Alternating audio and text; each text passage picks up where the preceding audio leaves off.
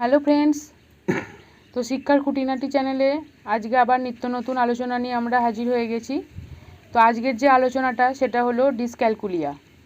আগের দিন আমরা ডিসগ্রাফিয়া, ডিসলেক্সিয়া এই বিষয়গুলো নিয়ে আমরা আলোচনা করেছিলাম। তো তার মতনই ডিসক্যালকুলিয়া একটি লার্নিং ডিসেবিলিটি, তো সেই বিষয়টা নিয়ে আজকে আমাদের মূল আলোচনা। তো আমাদের এই ভিডিওটি যদি ভালো লেগে থাকে তো অবশ্যই চ্যানেলটিকে কিন্তু লাইক, কমেন্ট, শেয়ার করবেন, আর প্লিজ সাবস্ক্রাইব করতে কেউ ভুলবেন না। নমস্কার। আজকে যে বিষয়টা নিয়ে আলোচনা করতে চলে এসেছি, বিষয়টি হলো ডিসক্যালকুলিয়া। আমরা আগের দিন ডিসলেক্সিয়া, ডিসগ্রাফিয়ার আলোচনা তো করেছি। ডিসক্যালকুলিয়া সেরকমই একটা ডিসেবিলিটি, লার্নিং ডিসেবিলিটি। ক্যালকুলিয়া থেকে আপনারা বুঝতেই পারছেন, ক্যালকুলেশন থেকে ক্যালকুলিয়া কথাটা এসেছে, অর্থাৎ ক্যালকুলেশনের ক্ষেত্রে যে প্রবলেমটা হয় সেটাকে বলা হয় ডিসক্যালকুলিয়া। এবার দেখুন, ম্যাথ এমন একটি সাবজেক্ট যে সাবজেক্টটাকে কিছু কিছু মানুষের খুবই শক্ত লাগে, কিছু কিছু মানুষের খুব সহজ লাগে। তো ম্যাথটা বেশিরভাগ মানুষের ক্ষেত্রেই এমনি ক্যালকুলেশনটাকে একটু শক্ত বলে মনে হয়, যেহেতু এটা একটা বিমূর্ত, আমরা আগে আলোচনা করেছি বিমূর্ত বিষয় বলে। তো সেই জায়গা থেকে দেখে ক্যালকুলিয়াটা হচ্ছে এমন একটা ডিসেবিলিটি যেখানে যে সিমটমগুলো আমরা দেখতে পাই সেটা হচ্ছে সংখ্যাকে চিনতে না পারা বা সংখ্যাকে বাস্তবে প্রকাশ না করা। অর্থাৎ আমি একজনকে হয়তো বললাম, একটা সংখ্যা দেখালাম 2, তারপরে হয়তো একটা কলম দেখালাম যেখান থেকে তোমার যতগুলো সংখ্যা ওখানে লেখা আছে ততগুলি কলম তুলে নাও, সে কিন্তু 2টি কলম তুলতে পারবে না।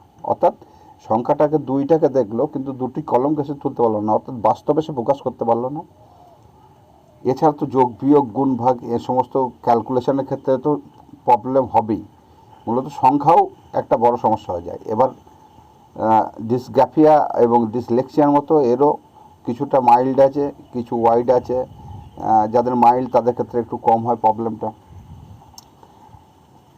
এখন সমস্যা হলো, আমরা তো এর আগে ডিসেবিলিটিগুলো নিয়ে বলেছি, ডিসেবিলিটিগুলোকে চিহ্নিতকরণটা সবথেকে বড় ব্যাপার, সেটা আমি বারবার বলেছি। সোশ্যাল ব্যারিয়ারটাকে ভাঙাটা বড় ব্যাপার, এটাও আমি বারবার বলেছি। কিন্তু ক্যালকুলেশনের ক্ষেত্রে যে সবচেয়ে বড় প্রবলেম, সারা জীবনটাই তো ধরুন ক্যালকুলেশনে চলে, এক্ষেত্রে সমস্যাটাকে করতে হলে, সমাধান করতে হলে কী করা যেতে পারে? এবং এর তো নির্দিষ্ট কোনো ট্রিটমেন্ট নাই, আমি প্রথমেই বলেছি থেরাপি। এদের ক্ষেত্রে কী করতে হয়, ক্যালকুলেশনে স্পেশাল কিছু আমাদেরকে অবজারভেশন করতে হয়। স্পেশাল অবজারভেশন মানে তার প্রবলেমটা ঠিক কতটা পর্যন্ত সেটাকে অবজারভেশন করাটা হচ্ছে বড় দরকার।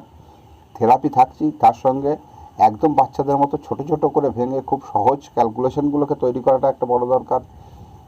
এইভাবেই আস্তে আস্তে আস্তে আস্তে তাদেরকে কিন্তু এই ক্যালকুলেশনটা করা সম্ভব। এবং ডিসক্যালকুলিয়া অনেকটা ক্ষেত্রে কিন্তু নিরাময় হয়ে যায়। ডিসক্যালকুলিয়া পুরোপুরি 100% না হলেও 80%, 75% পর্যন্ত ডিসক্যালকুলিয়া কিন্তু সমস্যার সমাধান হয়ে যায়। ডিসলেক্সিয়া বা ডিসগ্রাফিয়ার ক্ষেত্রে যে সমস্যাটা হয়, যে এটাকে একেবারেই সমাধান করতে গেলে ভীষণ পরিমাণে অসুবিধার মধ্যে পড়তে হয়, ডিসক্যালকুলিয়ার ক্ষেত্রে কিন্তু অসুবিধাটা কম। হ্যাঁ, হয় কি, বয়সের তুলনায় অনেক আস্তে আস্তে তার কাজগুলো, সে ক্যালকুলেশনগুলো শিখতে পারে। দেখুন, এইবার এই সমস্ত ডিসেবিলিটির কথাগুলো আমরা আজকে 3 দিন ধরে আলোচনা করছি, বিভিন্ন ভিডিওতে দেখতে পাচ্ছেন। আমি আপনাদের বলি, এই ধরনের ডিসেবিলিটিগুলো বড় বড় অনেক মানুষের ছিল। আপনারা এখন T20 ওয়ার্ল্ড কাপ চলছে, T20 ওয়ার্ল্ড কাপে অবশ্যই সবাই খেলা দেখছেন। দেখুন, আপনারা জানেন এই T20 ওয়ার্ল্ড কাপে অনেক অনেক বড় বড় প্লেয়ার ছিলেন যাদের এই ডিসক্যালকুলিয়া ছিল, যারা নিজেদের রানটা হিসেব করতে পারতেন না। তো এখন তারাও পরপরে আস্তে আস্তে আস্তে আস্তে তাদেরও কিন্তু সেই সব জায়গাগুলো কেটেছে। এই ধরনের অটিজম, এই সমস্ত স্টুডেন্টদের ক্ষেত্রে প্রচুর পরিমাণ হাইপার অ্যাক্টিভিটির ডিসঅর্ডার থাকে। তাদেরকে এইভাবে আস্তে আস্তে ভালোবেসে, প্রশংসা করে করে, ছোট ছোট ভাগে ভাগ করে করে নিয়ে এলে অবশ্যই এটাকে করা সম্ভব।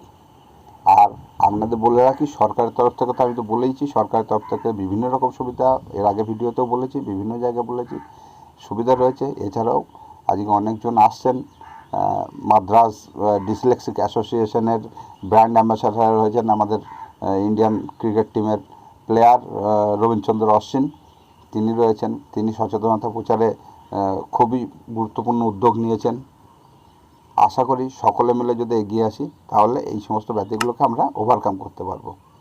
আজকে এই পর্যন্তই। নমস্কার, ভালো থাকবেন, সুস্থ থাকবেন।